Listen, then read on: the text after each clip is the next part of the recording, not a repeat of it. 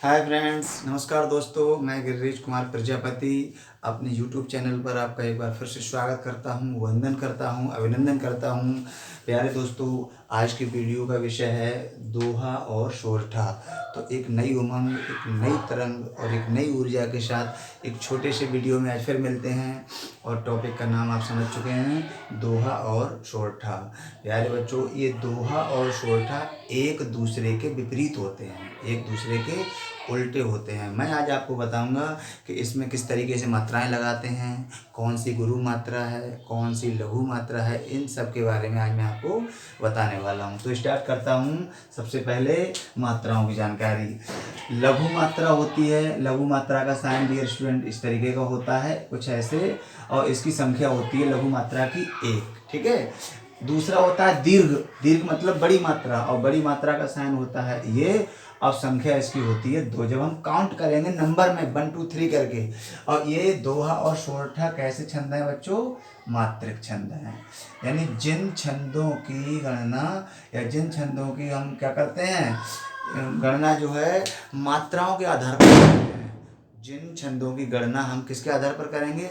मात्राओं के आधार पर करेंगे, तो वो कहलाते हैं मात्रिक छंद। ठीक है। तो ये दोहा और सोरठा दोनों मात्रिक छंद हैं, एक दूसरे के विपरीत हैं। तो मात्राएं समझिएगा। लघु मात्रा का साइन ऐसा होता है और संख्या होती है लघु मात्रा की 1। दीर्घ मात्रा का साइन ऐसा होता है, साइन मतलब चिन्ह। ठीक है। और उसकी संख्या होती है 2। अब बात आती है लघु मात्रा और दीर्घ मात्रा किन किन स्वरों पर लगती हैं। छोटा आ, छोटी ई, छोटा ऊ, री। और अगर कहीं पर अनुनासिक है तो वहाँ पर क्या आएगी? लघु मात्रा आएगी। छोटा आ, छोटी ई, छोटा ऊ, री और अनुनासिक। इन पर कौन सी मात्रा आएगी? लघु मात्रा। बड़ा आ, बड़ी ई, बड़ा ऊ, ए, ऐ, ओ, औ, अंग, आ। यानी जहाँ पर अनुस्वार युक्त शब्द यानी अंग की जहाँ विसर्ग लगी होगी वहाँ पर भी कौन सी मात्रा आने वाली है? दीर्घ मात्रा। तो समझ गए आप लोग। ये पहली बात यह है कि ये मात्रिक छंद है, यानी जिन छंदों की गणना मात्रा के अनुसार होती है वो मात्रिक छंद हैं। और मात्राएं समझिएगा, क्या मतलब है? लघु मात्रा का साइन इस तरीके का होता है, लघु मात्रा को हम काउंट करते हैं 1। ठीक है। दीर्घ मात्रा का साइन इस तरीके का होता है और इसको संख्या में काउंट करेंगे 2। अब मैं आपको बताता हूँ कि इसमें दोहा में 4 चरण होते हैं, पहला और तीसरा, दूसरा और चौथा। तो पहले और तीसरे चरण में 13 मात्राएं होती हैं और दूसरे और चौथे चरण में 11 मात्राएं होती हैं। ये तो एग्जाम्पल है बच्चों किसका? दोहा का। ठीक है। ये शॉर्ट में लिख दिया है मैंने दोहा का। दोहा में पहले और तीसरे चरण में 13, दूसरे और चौथे चरण में, मतलब माफ कीजिए, पहले और तीसरे चरण में 13, दूसरे और चौथे चरण में 11। अब है सोरठा। सोरठा होता है इसका उल्टा, दोहे का उल्टा। ठीक है। तो इसमें क्या है? पहले और तीसरे चरण में 11 आएंगी और दूसरे और चौथे चरण में कितनी कितनी आएंगी? 13। ये बेसिक अंतर है इसका। ठीक है। अब आइए मात्राओं की जमावट करते हैं, मात्राएं लगाते हैं और मैं आपको काउंट करके गिनवाता हूँ कि पहला जो चरण है उस पर 13 किस तरीके से होंगी, दूसरा चरण है उस पर 11 किस तरीके से होंगी, ये बता दूंगा मैं आपको। और मैंने आपको यही बता दिया कि लघु मात्रा कहाँ आएगी, गुरु कहाँ आएगी। फिर समझिएगा एक बार, जिन जो छोटे छोटे स्वर होते हैं, जैसे छोटा आ को लघु आ भी कहते हैं, जैसे छोटा आ, छोटी, छोटा ऊ, री। ठीक है। एक और होता है री। ठीक है। उस पर दीर्घ मात्रा आती है, लेकिन वो आजकल चलन में नहीं है। मैं यहाँ बना के दिखाई दे रहा हूँ। इसमें 2 इस तरीके के बनाते हैं, रिर और री, जोर से आवाज निकलती है, तो ये चलन में नहीं है। लेकिन अगर इस पर अगर ऐसा कोई अक्षर मिलता है हमारे लिए तो हम उस पर कौन सी मात्रा लगाते हैं? दीर्घ। लेकिन ये आजकल चलन में नहीं है, तो इसकी ज़्यादा बात नहीं करेंगे। ठीक है। चलिए अब मात्राएं लगाते हैं एक बार। तो आप समझ गए, लघु मात्रा का साइन ये, दीर्घ का ये। लघु मात्रा की संख्या काउंट करते हैं 1 और दीर्घ की संख्या काउंट करते हैं 2। दोहा में पहले और तीसरे चरण में 13 मात्राएं हैं, दूसरे और चतुर्थ चरण में 11। सोरठा दोहे का उल्टा होता है, पहले और तीसरे चरण में 11 और दूसरे और चौथे चरण में 13। आइए मात्रा में जमावट करते हैं। श्री बड़ी की मात्रा लगी है तो गुरु, फिर लघु, लघु, लघु, लघु, लघु गुरु लघु लघु लघु।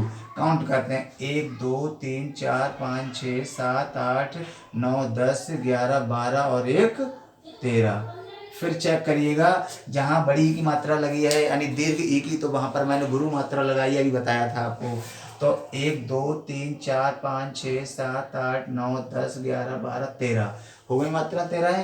फिर चेक करिएगा यहाँ पर छोटे ऊ की मात्रा या गुरु यानी रा पर छोटे ऊ की मात्रा लगी हुई है, तब लिखेंगे गुरु। अब अगर हमने लिखा हुआ रूपक, क्या लिखा रूपक, तो ये बड़े ऊ की है, यहाँ पर दीर्घ मात्रा आएगी। अगर गुरु यानी हल्का उच्चारण हो रहा है, छोटे ऊ की लगी है, तो यहाँ पर लघु मात्रा ही आएगी। ये बेसिक अंतर है।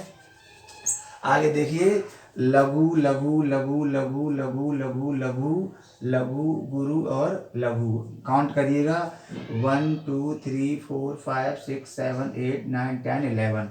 कितनी हो गई 11। सही है। फिर चेक करो 1 2 3 4 5 6 7 8 9 10 और 1 11। ठीक है। छोटी की मात्रा यहाँ पर लगी है, लघु मात्रा है। यहाँ पर छोटे ऊ की है, छोटे ऊ की सब पे लघु आएंगी। यहाँ पर धा पर बढ़िया का डंडा है, बढ़िया की मात्रा है, तो धा पर आएगी दीर्घ मात्रा, वो लगी हुई है। सारी मात्राएं 11 हो गई। तो पहले में 13 और दूसरे चरण में कितनी आ गई 11। तीसरा चरण आया, यहाँ पर काउंट करिए लघु लघु लघु। अब यहाँ पर अनुनासिक है, ये अनुनासिक है। यहाँ पर क्या है, भले ही अक्षर दीर्घ है लेकिन मात्रा लघु आएगी। अक्षर भले ही दीर्घ है लेकिन मात्रा कैसी आएगी, अनुस्वार, अनुस्वार नहीं अनुनासिक है ये। अनुस्वार तो उनकी विसर्ग होती है। ठीक है। तो जहाँ पर ये आएगा चंद्रबिंदी आएगी। ठीक है। तो यहाँ पर क्या होगा, चाहे भले ही नीचे का अक्षर कैसा हो, दीर्घ हो, बड़ा हो, लेकिन मात्रा एक ही लगेगी। ठीक है। अनुनासिक में। और लघु लघु लघु लघु लघु लघु लघु लघु लघु। ठीक है। फिर काउंट करिए एक बार 1 2 3 4 5 6 7 8 9 10 11 12 और 1 13 हो गई पूरी 13। फिर काउंट करिए 1 2 3 4 5 6 7 8 9 10 11 12 और 1 13। मात्रा समझिए, यहाँ छोटे ऊ की लगी है, यहाँ सिंगल है, यहाँ कोई मात्रा नहीं है, लघु। ठीक है। यहाँ सिंगल है लघु, यहाँ सिंगल है यहाँ लघु। अगर वहाँ पर छोटी की मात्रा है, छोटी की है तो लघु मात्रा। सही है। यहाँ 13 हो गई। अब यहाँ दीर्घ आएगी, तो जहाँ पर ओ की मात्रा है और ओ दीर्घ स्वर है। ठीक है। ओ यहाँ पर दीर्घ आएगी, लघु लघु लघु लघु दीर्घ और लघु। काउंट करिए 1 2 3 4 5 6 7 8 9 10 और 1 11। अब आप समझिए, देखो पहले और तीसरे चरण में 13 मात्राएं हैं, दूसरे और चतुर्थ चरण में 11 मात्राएं यहाँ पर हमारी हो चुकी हैं। ये दोहे का उदाहरण फिनिश हो गया। अब है सोरठे का। तो सोरठा किसका उल्टा होता है, दोहे का। ठीक है। अब चेक करिएगा, पहले पढ़ो इसको। अगर हमें पढ़ना पहचान आ जाएगी, हम तो पहचान पाएंगे ये सोरठा है। सही है। इस भव सागर बीच जीवन बुलबुला क्षणिक। दूसरा है कर्म न कर तू नीच, मानव नित्य सत्संग कर। ठीक है। अब इसको उल्टी तरीके से पढ़ो। अगर सोरठा दोहे का उल्टा है तो हम इसको उल्टी तरीके से पढ़ेंगे तो ये दोहे का कैसा आएगा, दोहे की तरह ही आएगा। पढ़ो, जीवन बुलबुला क्षणिक, इस भव सागर बीच, मानव नित्य सत्संग कर, कर्म न कर तू नीच। अगर हमने इसको उल्टी तरीके से पढ़ रहे हैं तो दोहे का भाव दे रहा है। अब इस साइड में आइए, अब इधर से पढ़ेंगे, इस भव सागर बीच जीवन बुलबुला क्षणिक। फ्लो नहीं बन पाया, इसका मतलब ये सोरठा है। आप मेरी बात विशेष ध्यान से समझें। इस भव सागर बीच जीवन बुलबुला क्षणिक, कर्म न कर तू नीच, मानव नित्य सत्संग कर। ठीक है। ये हो गया सोरठे का उदाहरण। अगर हम इसको दोहा बनाएंगे तो इस साइड से पढ़ेंगे उल्टा करके, तभी ये दोहा बन जाएगा। जैसे जीवन बुलबुला क्षणिक, इस भव सागर बीच, और मानव नित्य सत्संग कर, कर्म न कर तू नीच। ठीक है। ये आया। आई थिंक मुझे लग रहा है ये आपको उदाहरण समझ में आ गया होगा। मात्राएं लगाते हैं, लघु लघु लघु लघु गुरु लघु लघु गुरु और लघु। 1 2 3 4 5 6 7 8 9 10 और 1 11। मात्राएं कितनी हो गई, पहले चरण में 11 है। फिर लघु और क्या आएगा यहाँ पर, लघु लघु और ये रा लगा हुआ है यहाँ पर। चलो लघु लगाते हैं पहले। लघु लघु लघु दीर्घ दीर्घ और लघु लघु। 1 2 3 4 5 6 7 8 9 10। तो इसका मतलब है यहाँ पर जो मात्रा कौन सी आएगी, दो अक्षर एक दूसरे पे लगे हुए हैं, यहाँ पर मात्रा आएगी दीर्घ। सही है। कर्म ना कर तू नीच, यही एक ऐसा वर्ड है, सब अक्षर है, यहाँ पर दो मात्राएं आने की संभावना है, तो यहाँ पर दो आएंगी, क्योंकि यहाँ पर दो क्या मिले हुए हैं, कर्म, माँ के ऊपर क्या लगा हुआ है, रा, ठीक है। और ये जो ऊपर लगा हुआ है ये समझो कैसा है, ये अगर वर्ण विच्छेद करोगे तो कारम, रा कहाँ आएगा, पहले उच्चारण होगा, कर्म ना कर, तो लघु गुरु, लघु लघु लघु, गुरु गुरु लघु, 1 2 3 4 5 6 7 8 9 10 और 1 11, कितनी हो गई यहाँ पर, 11, कितनी हो गई डियर फ्रेंड्स, देखिएगा, हो गई मात्राएं पूरी 11। और बल्कि यहाँ पर ये नहीं आएगा, ठीक है, मतलब ये है, मैं इसका एक्सप्लेनेशन कर दे रहा हूँ, यहाँ पर मात्रा आएगी, यहाँ पर गुरु इधर और लघु इधर, अगर कहीं भी आए, ये एक्सेप्शनल केस है, एक्सेप्शनल केस का मतलब होता है हिंदी में अपवाद, जैसे अगर कहीं माँ लगा हुआ है, ठीक है, कहीं माँ पर रा टंगा हुआ है, तो उस अक्षर पर क्या आएगी, लघु मात्रा आएगी, उससे पहले वाले पर चाहे भले ही वो एक सिंगल वर्ड हो लेकिन उस पर आएगी दीर्घ। जैसे यहाँ पर एक एग्जांपल और है, जैसे शक्ति है, क्या है, शक्ति, तो ये संयुक्त वर्ण है, संयुक्त वर्ण से पहले दीर्घ मात्रा आती है हमेशा, तो यहाँ पर लघु आएगी, यहाँ पर लघु आएगी, यहाँ पर दीर्घ आएगी।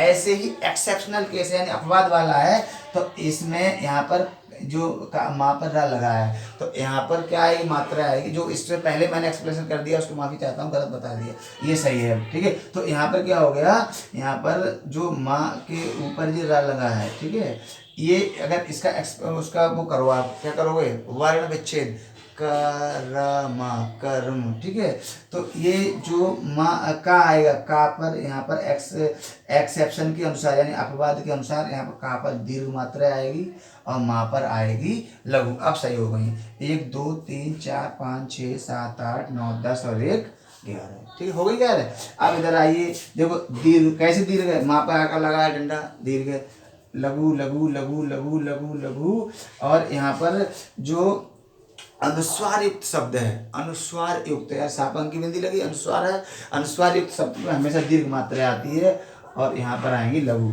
अब आप ये कहोगे सर कि शाह पर अंक की विसर्गी तो लगी है, बड़ी मात्रा थोड़ी है ना, बड़े की मात्रा है, लेकिन ये कुछ एक्सेप्शनल केस हैं जहाँ पर अंक की विसर्ग आएगी, यहाँ पर जहाँ पर अनुस्वार युक्त शब्द आएगा वहाँ पर दीर्घ मात्रा होती है, ठीक है।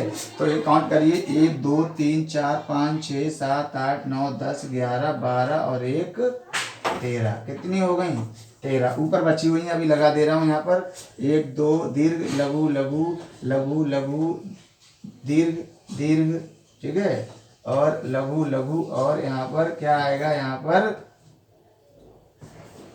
फिर चेक करते हैं, 1 2 3 4 5 6 7 8 9 10 11 12 और 1 13, कितनी हो गई, यहाँ पर 13 मात्राएं हो गई। काउंट करो, 1 2 3 4 5 6 7 8 9 10 11 12 और 1 13, यानी इस पे भी मात्राएं कैसी हो गई आपकी, पूरी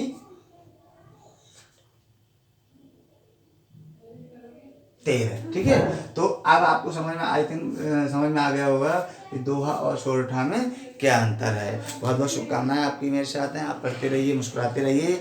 अगर वीडियो गिरिश सर का पसंद आता है तो लाइक करिएगा, कमेंट करिएगा, ज़्यादा से ज़्यादा शेयर करें।